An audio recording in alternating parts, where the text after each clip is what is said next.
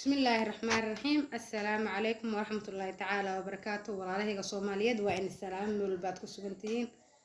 ila dhageystable ninkaas wuxuu ku hadlayo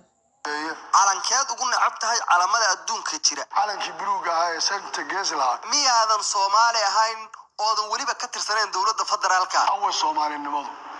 awa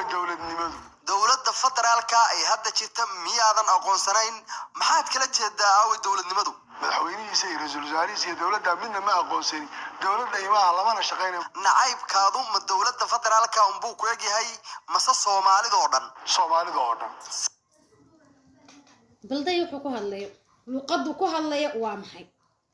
ma Soomaali buu ku hadlay mise luqad kale ma Talyaani buu ku hadlay mise Faransiis ma Carabi buu ku hadlay mise British Soomaali buu ku hadlayaa Soomaali buu caynayaa calanka wiiri shanta gees leh baan ugu nabcahay waa calankii Soomaaliyeed waa calankii ay dad u soo halgameen 6 saac habeenimo waa calankii la saaray waa calankii 13 nin oo Soomaali weyna ay dhigooda u daatisheen oo loo soo halgamay markaas wuxuu leeyahay Soomaali nacayb mukalmada Soomaalinimada iska tirtiro